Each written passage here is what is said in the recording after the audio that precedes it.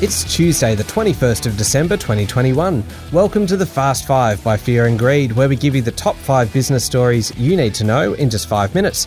I'm Michael Thompson, and good morning, Sean Aylmer. Morning, Michael. Okay, 5 stories in 5 minutes. Here we go. Sean, story number 1, cryptocurrencies are heading towards the end of the year, having added about $1.5 trillion in overall market value. Has any other asset class done as well as crypto?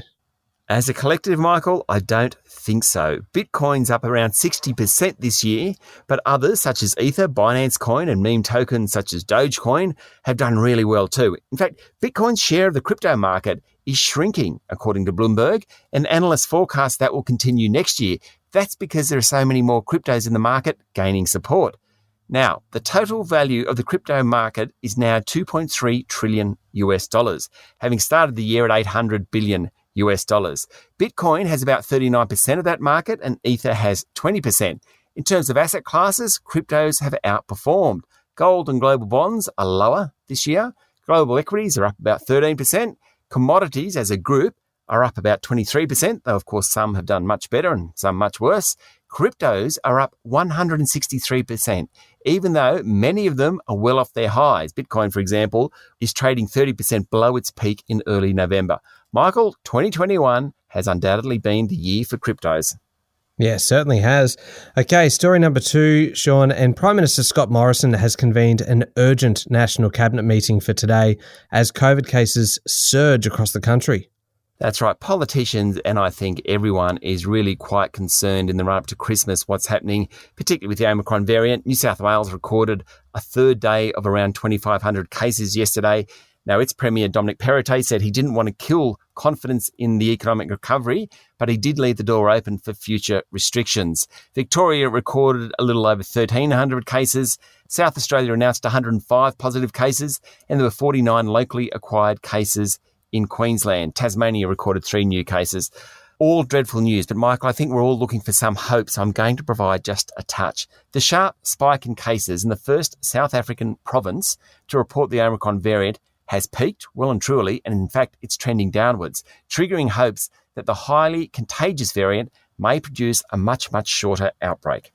Yeah, I think we'll grab hold of any good news we can at the moment, Sean. Story number 3 today, Treasurer Josh Frydenberg wants to boost the number of migrants to Australia, but he's not in any great rush to take anyone. That's right. Mr. Frydenberg told the Financial Review that immigration needed to be measured, considered and targeted. It comes as the Business Council of Australia, the Australian Chamber of Commerce and Industry and the AI Group call for big jumps in permanent migration. But Mr. Frydenberg, wary of an election next year, needs to tread the political path and debate that large-scale immigration triggers. His comments came as the government released its 2021 population statement. It shows the impact of COVID was very different across the country. The only jurisdiction to have grown people-wise will be the Northern Territory as a result. Another interesting fact from the population statement, Michael, says that Melbourne is projected to be the fastest growing capital city from 2023-24, and by the end of this decade will be the country's largest city, overtaking Sydney with about 5.9 million people.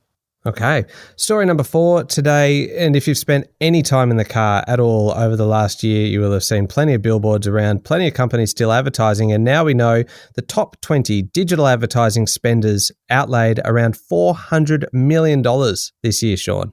Yes, the biggest spender was Procter & Gamble, which sells brands including Oral-B, Gillette and Olay. They spent about $30 million. Of course, they tapped into the strong demand for home cleaning and hygiene products. That's according to Pathmatics.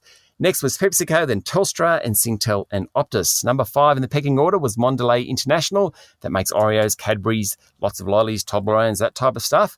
Now, the top 20 includes plenty of fast food brands like Yum Brands, which is home to KFC, Hungry Jack's and Menulog, Woolies and Coles make the list, so too the Commonwealth Bank, Insurance Australia Group and the New South Wales Government.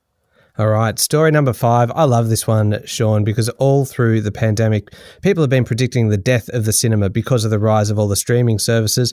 But then along came Spider-Man. That's right. Spider-Man No Way Home is setting box office records for Sony. In North America, the film had the second highest opening day ever, just behind Avengers Endgame. Ticket sales on Friday last week totaled $121.5 million. That's just what the industry needed.